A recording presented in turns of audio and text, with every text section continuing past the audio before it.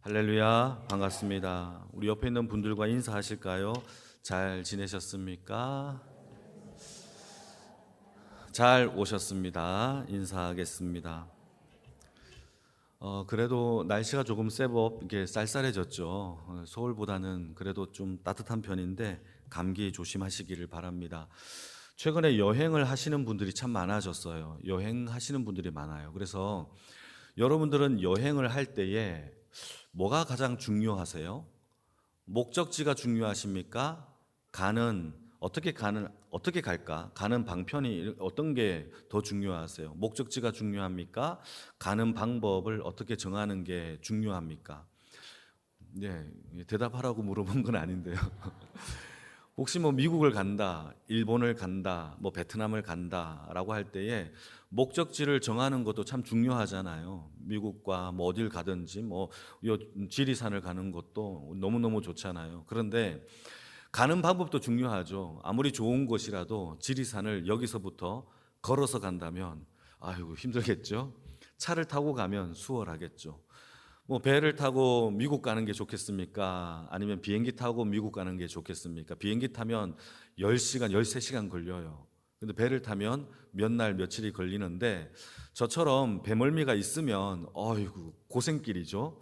도착을 했는데 기분 좋은 것보다도 더 이상 안 하고 싶다. 그럼 나 포기할래, 나 쉴래라고 할 수 있는 겁니다. 그래서 아무리 좋은 장소, 아무리 좋은 어떤 풍경이 한다 하더라도 여행의 목적지도 중요하지만 어떻게 가느냐도 매우 중요하다라는 것을 우리는 알 수 있죠. 험난하면 좋은 기억이 안 남을 거예요. 그런데 가는 길이 행복하면 도착해서도 좋은 기억으로 남을 겁니다. 그래서 여행에서 또 중요한 것 중에 하나를 꼽으라면 가는 과정이 중요하다라는 거죠. 우리의 신앙의 삶을 여행으로 비교해 보면 우리의 목적지는 한 군데입니다. 하나님의 나라. 그런데 그 가는 길도 중요해요. 목적지는 너무너무 좋죠. 그런데 가는 길이 중요해요. 이게 신앙이래요. 신앙을요, 순례자의 길, 가는 과정이라고 성경은 이야기하고 있습니다. 성경은 이렇게 말합니다. 우리가 하나님의 나라를 위하여 갈 때에 이 땅에서 순종하면 성경에 기록된 복들을 주겠고, 그러나 너희가 이 성경에 기록된 말씀대로 살지 않는다면 이 성경에 기록된 저주가 우리에게 임한다라는 것이죠. 한번 읽어볼까요? 신명기 30장의 이야기입니다. 15절, 16절 같이 읽겠습니다. 시작. 보라, 내가 오늘 생명과 복과 사망과 화를 내 앞에 두었나니 곧 내가 오늘 내게 명령하여 내 하나님 여호와를 사랑하고 그 모든 길로 행하며 그의 명령과 규례와 법도를 지키라 하는 것이라. 그리하면 내가 생존하며 번성할 것이요 또 내 하나님 여호와께서 내가 가서 차지할 땅에서 내게 복을 주실 것임이니라. 이게 하나님께서 주신 약속이죠. 반대로 불순종을 하면 어떤 일이 벌어지느냐, 18절에도 나와 있습니다. 같이 한번 여러분들이 읽어주세요. 시작. 너희가 반드시 망할 것이라. 너희가 요단을 건너가서 차지할 땅에서 너희의 날이 길지 못할 것이라. 망하고 우리의 날이 길지 못할 것이라는 것을 성경은 이야기하고 있어요. 여러분, 우리의 신앙의 여정 속에서 하나님을 택하고 하나님이 주시는 복을 누리며 살아가는 신앙의 순례자들이 다 되기를 축복합니다. 그게 목사의 마음이에요. 여러분들이 다 잘 되기를 바라요. 다 복받기를 바라고 이 땅에서 여러분들이 하나님을 택함으로 인하여 기록된 복들이 숭숭숭 받는 그 하나님의 역사가 우리의 영광의 모든 식구들에게 있기를 축복합니다. 우리가 오늘 읽었던 출애굽기 23장의 본문이 어떤 본문이냐 하면 이제 율법의 이야기가 다 끝났어요. 하나님께서 이스라엘 백성들에게 율법을 다 주시고 이제 최종적으로 율법에 대한 결론을 이야기하는 게 오늘 본문의 이야기입니다. 여러분, 하나님이 이스라엘 백성들을 출애굽하셨죠. 그리고 난 다음에 광야를 지나 어디에 도착을 하게 하느냐 하면 시내산에 도착을 하게 합니다. 자, 이때 시내산에 도착한 이스라엘 백성들이 자신의 몸을 정결하게 하고 하나님 앞에 출애굽기 20장에서 제일 첫 번째로 율법을 받는데 그 율법이 뭐죠? 십계명이죠. 십계명이에요. 지금까지 지켜야 할 이 도덕법이라고 불리는 십계명을 출애굽기 20장에서 제일 먼저 받아요. 그리고 두 번째로 받는 게 뭐냐? 21장, 22장에서 나오는 우리가 지난주까지 계속 살펴보았던 말씀이 뭐냐? 백성과 백성들 사이에서 지켜야 할 율법을 살펴봤죠. 이걸 뭐라고 부르죠? 시민법이라고 부르죠. 이것을 살펴봤어요. 이제 한 가지가 남았어요. 하나님과 이스라엘 백성들 사이에서 지켜야 할 법. 그게 바로 뭐냐? 오늘 본문 23장에 나오는데 읽지는 않았습니다. 그 윗절을 보시게 되면은 하나님 앞에 절기 세 가지를 지킬 것을 하나님이 백성 가운데 명령하시죠. 우리가 잘 알고 있는 것처럼 유월절, 맥추절, 장막절이 그 대표적인 세 가지의 절기입니다. 그런데 이 세 가지 절기는요, 우리가 맥추절 때나 또는 추수감사절 때 늘 언급해서 제가 오늘 본문에서는 다루지 않았어요. 이렇게 하나님께서 제2법이라는 하나님과의 절기를 지켜야 되는 이 법을 주시고 난 다음에 이제 율법에 대한 최종적인 결론을 내리는데 이게 오늘 본문이에요. 같이 한번 읽어볼까요? 20절입니다. 20절 시작. 내가 사자를 내 앞에 보내어 길에서 너를 보호하며 너를 내가 예비한 곳에 이르게 하리니. 여러분 되게 독특하죠? 지금 율법의 결론을 내리는데 여기서 우리가 주목해 봐야 할 것은 율법을 다 주시고 난 다음에 너희들 이 율법을 안 지키면 나한테 홍군형이 날 거야 라고 말씀을 하는 게 아니에요. 뭐라고 말씀을 하시느냐? 이제부터 이 율법을 너희들이 잘 지킬 수 있도록 나 여호와가 너희를 위하여 행하게 할 것이 있을 거야. 내가 너희를 위하여 행할 거야 라고 약속을 해주시는 것이 오늘 본문의 결론인 거예요. 그게 뭘 하나님께서 우리에게 뭘 해주시겠느냐를 들여다보니까 20절 말씀에 너희들보다 누구를 먼저 보냅니까? 나의 사자를 보내어서 너희를 지켜주신다라는 게 성경의 이야기입니다. 그러니까 율법이라는 게 뭐냐?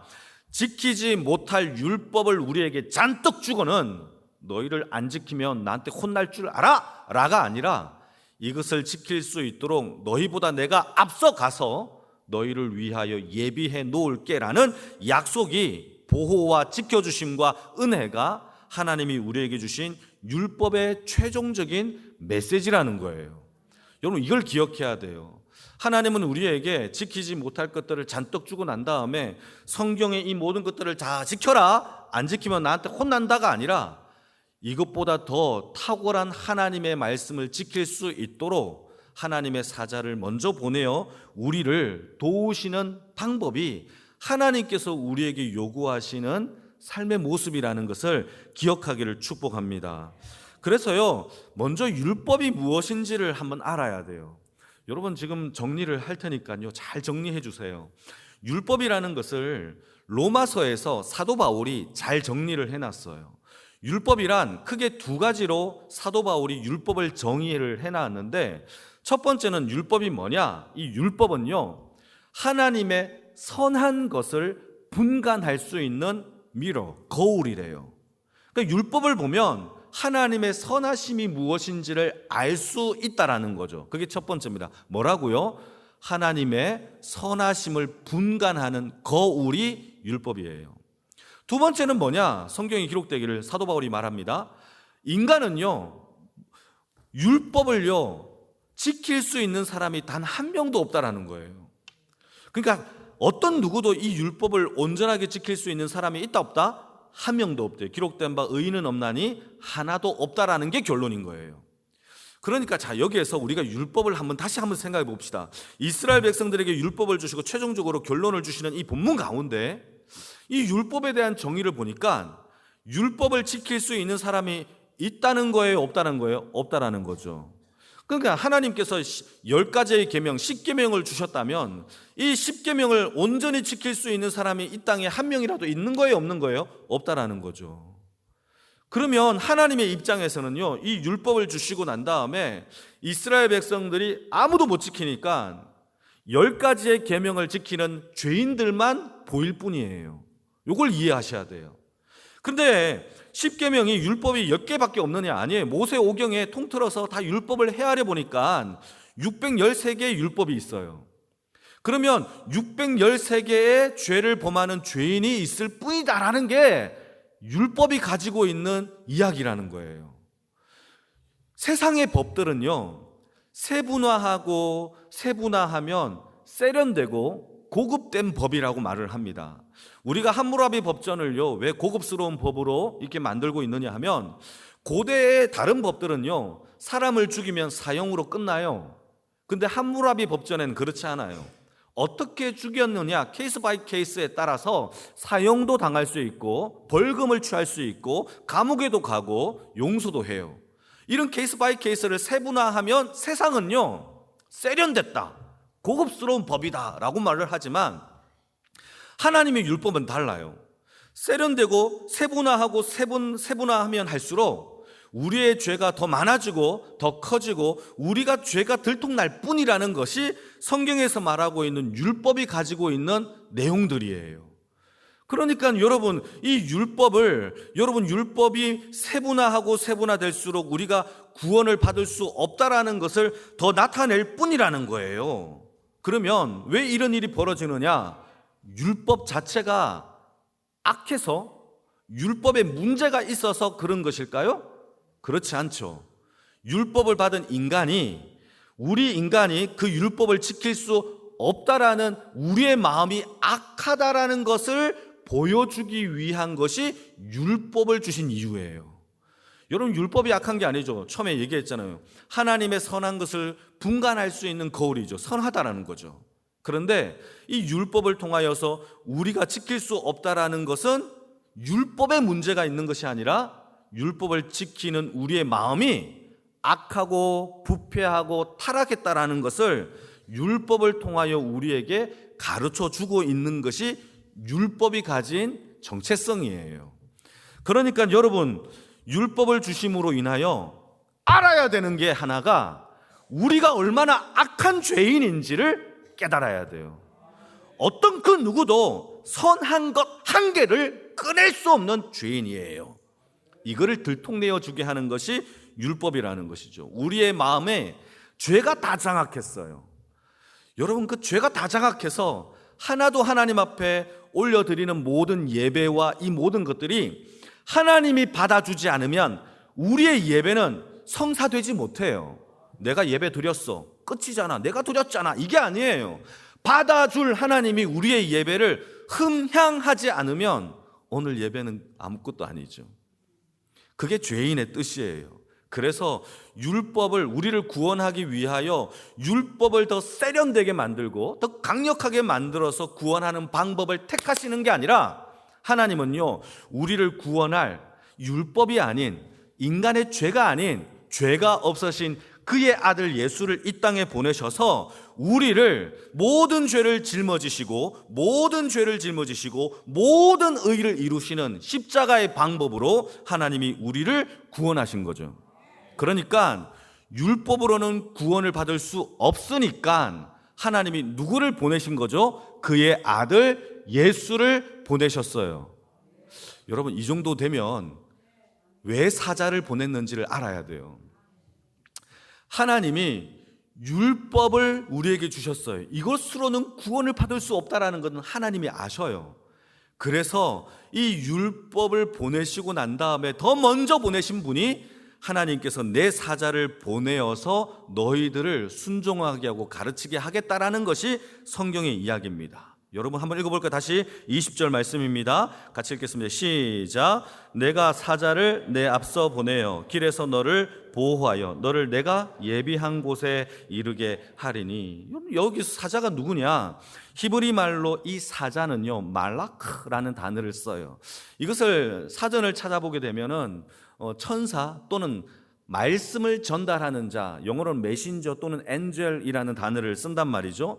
근데 여기에서 칼빈이라는 목사님이 이 말라크는요, 천사로 사용될 때가 있지만 그러나 성경에서 많은 부분에서 예수 그리스도를 의미한다라고 칼빈 목사님이 이렇게 얘기를 했어요. 그런데 이 말씀이 왜 맞느냐? 그 뒷부분을 보게 되면은, 여러분, 오늘 본문에 21절과 22절을 보게 되면 예수 그리스도를 예표한다라는 것이 나타나요. 여러분, 22절을 보실까요? 22절을 보시게 되면은 그의 목소리를 잘 듣고 순종해라 라고 기록하고 있죠. 사자를 보내시면서 그 사자의 목소리를 듣고 순종해라. 그런데요, 예수님도 마찬가지로 하나님이 이 예수님이 세례를 받으실 때에, 세례 요한에게 세례를 받으실 때에 하늘의 문이 열리고 호련에 하나님의 음성이 들리면서 하는 말이 이는 내 사랑하는 아들이요 내 기뻐하는 자라고 하면서 뭐라고 말씀하셨게요? 너희는 그의 말을 들으라 라고 얘기를 해요. 똑같은 메시지예요. 똑같은 메시지. 하나님이 예수에게 말씀하신 것처럼 오늘 사자에게도 똑같이 보내면서 그의 메시지를 똑같이 전해요. 여기서 그치지 않아요. 21절 말씀에도 보시게 되면은 그 사자에게 하나님의 이름, 여호와의 이름을 주셨다라고 기록하고 있어요. 그러니까 하나님의 이름을 받은 자가 신약 성경 빌립보서에 똑같이 나와요. 빌립보서 2장 9절 말씀인데 한번 읽어볼까요? 시작. 이름으로 하나님이 그를 지극히 높여 모든 이름 위에 뛰어난 이름을 누구에게 주셨어요? 그의 아들 예수에게 주셨다라는 거죠. 여러분, 하나님의 이름을 가진 자, 그리고 하나님의 그 사자를 보내신 그의 말을 들어야 되는 자, 그 자가 누구냐? 성경에서는요 그의 아들 예수라고 얘기하는 거죠. 그러니까 여러분, 여기서 말하고 있는 말라크는요 단순히 천사의 종류가 아니라 장차 오실 예수 그리스도를 예표하고 있다라는 겁니다. 왜 그러냐? 율법은요 우리를 구원할 수 있는 능력이 없기 때문이죠. 율법을 보내는 게 아니라 그의 아들 사자를 보내어서 우리를 구원할 능력자를 먼저 보내요. 율법을 통하여서가 아니라 율법에 담긴 하나님의 진리를 깨닫게 하고 광야의 땅에서 어디로 가야 할지 모르는 길을 제시하며 이 광야에서 삶에서 생명을 못 얻게 하니까 하나님의 아들 예수를 통하여 생명을 얻게 하는 것이 보내신 사자의 뜻이에요. 이게 요한복음 14장 6절에 나오잖아요. 같이 한번 읽어볼까요? 시작. 예수께서 이르시되 내가 곧 길이요 진리요 생명이니. 방금 얘기한 게 이 세 가지잖아요. 율법으로는 생명을 받을 수 없어요. 그래서 예수가 생명이 되셨고 그 길을 인도하는 자가 사자래요. 그게 예수고, 그리고 율법에 담긴 진리는요 오직 예수를 통해서만 볼 수 있으니까 내가 진리고. 여러분, 하나님이 율법을 통하여서 우리에게 주신 것은 그의 아들 예수를 먼저 보내셨다라는 사실을 기억하기를 축복합니다. 여러분, 사업에서 여러분들이 어쩌면 사업을 하시는 분들도 계실 텐데 중요한 결정을 내리실 때가 있을 거예요. 또는 진로를 또 결정을 해야 될 때가 있을 거예요. 인간적으로 봤을 때는 뭘 어떻게 해야 되나, 어디로 가야 되나 늘 불안할 때가 많을 겁니다. 그런데요, 오늘 본문의 말씀을 보게 되면 우리의 인생의 신앙의 순례길 속에 하나님이 먼저 우리보다 보내신 예수 그리스도가 있대요. 그래서 그 예수 그리스도를 붙잡고 우리의 삶의 결정과 진로를 늘 하나님께 부탁하며 기도하며 살아가기를 주님의 이름으로 축복합니다. 하나님, 여러분, 광야와 같은 이 험악한 세상 속에서 가장 안전한 삶은요 예수를 따르는 삶보다 안전한 삶이 없어요. 그런데 우리가 얼마나 바보냐, 알고도 주님을 안 잡아요. 사업에 결정한 문제가 코앞에 있는데도 도통 기도를 안 해요. 우리의 진로 앞에서 하나님 앞에 어떤 절체절명의 위기 속에서도요 우리가 하나님을 붙잡아야 되는데 사람을 붙잡을 때가 너무 많아요. 여러분, 오늘 이 본문의 말씀을 통하여서 나보다 먼저 앞서 보내신 예수 그리스도보다 더 안전한 길은 없음을 기억하시면서 우리의 삶 가운데 예수 붙잡고 승리하는 주의 인생의 삶이 다 되기를 축복합니다. 두 번째로 또 보내신 분이 계세요. 여러분, 첫 번째는 누굴 보냈죠? 내 사자를 보냈고, 두 번째 또 하나님이 광야의 이 여정을 떠나는 이스라엘 백성들에게 보내신 게 27절에 나오는데 같이 한번 읽겠습니다. 시작. 내가 내 위엄을 내 앞에 앞서 보내어 내가 이르는 곳의 모든 백성을 물리치고 내 모든 원수들이 내게 등을 돌려 도망하게 할 것이며. 두 번째 보내는 게 뭐죠?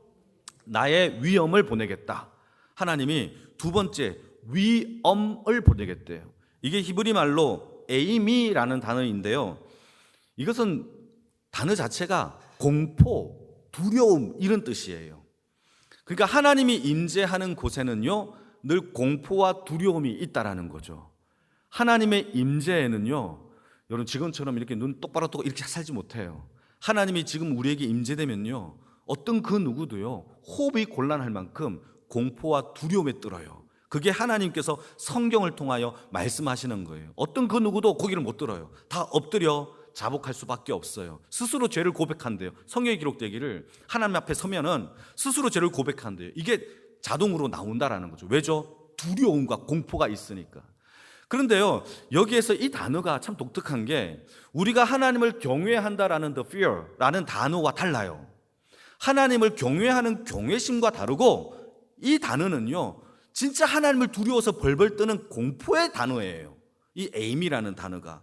그러니까 하나님이 이스라엘 백성들을 율법을 주시고 가나안 땅으로 인도하는 이 약속의 여정 가운데 그 땅을 차지할 때까지 하나님이 위험을 보내시겠다라는 것은 어떤 그 누구도 내 백성을 건들거나 싸움을 걸거나 하지 못하도록 그 주변 나라의 공포와 위험과 두려움을 가득 차게 하게 하시겠다라는 하나님의 그 돌보심의 뜻이라는 거죠.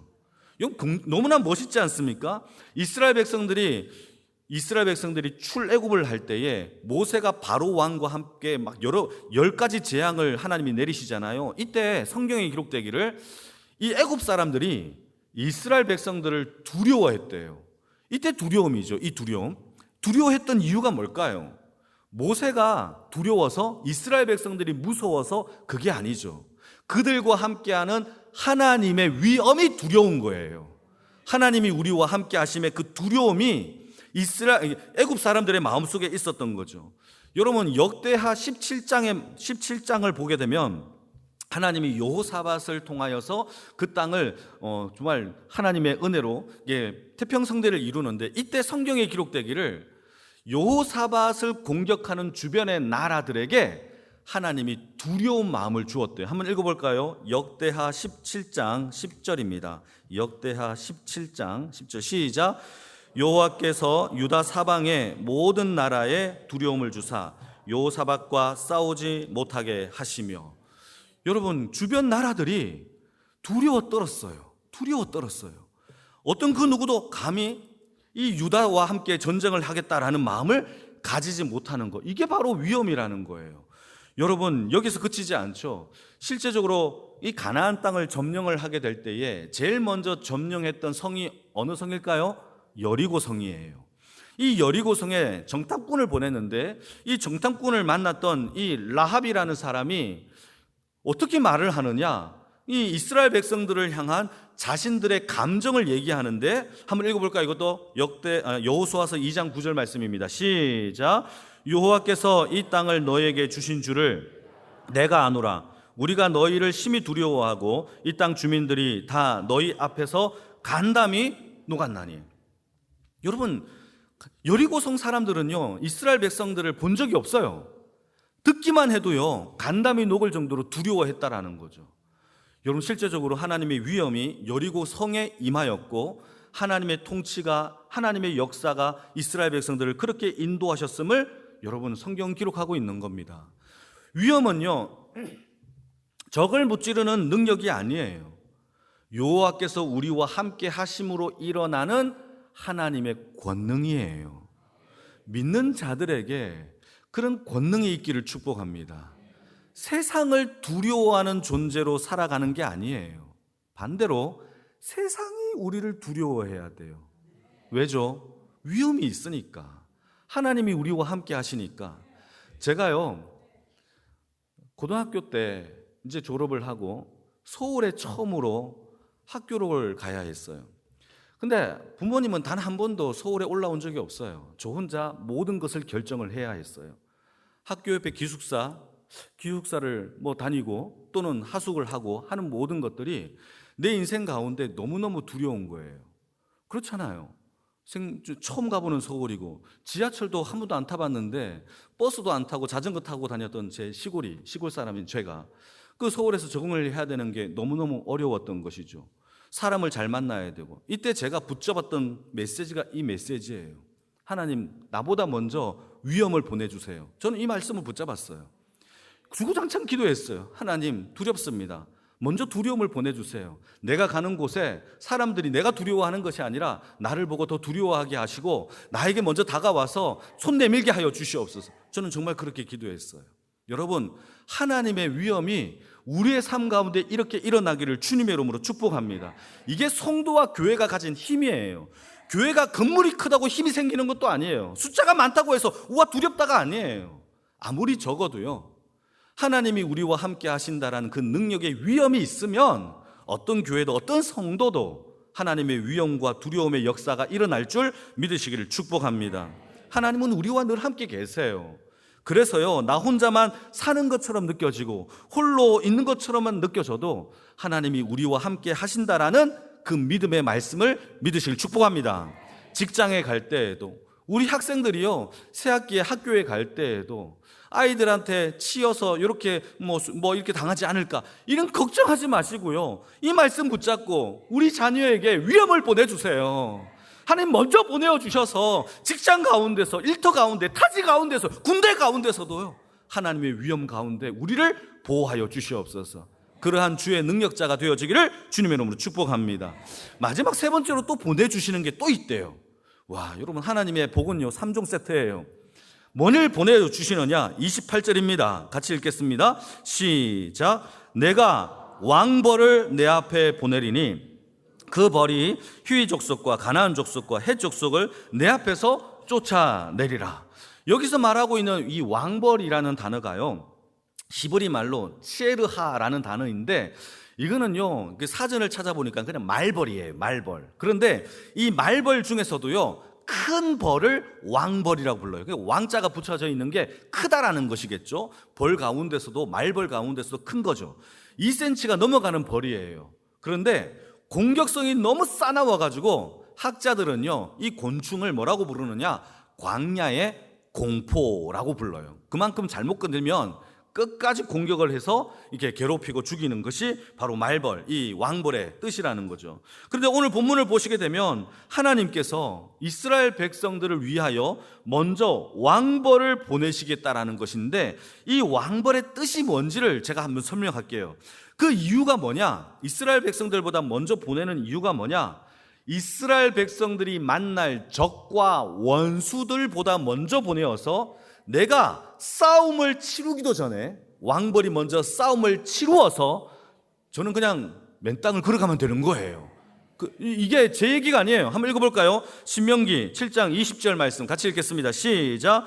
내 하나님 여호와께서 또 왕벌을 그들 중에 보내어, 그렇죠, 남은 자와 너를 피하여 숨은 자를 어떻게 합니까? 멸하신다라는 거죠. 왕벌의 뜻은 무엇이냐? 우리를 대적하는 자, 하나님을 대적하는 자를 하나님께서 먼저 싸우게 하기 위하여 왕벌을 보내셔서 여러분 우리를 위하여 물리쳐주는 그 은혜의 능력이 왕벌이라는 거죠.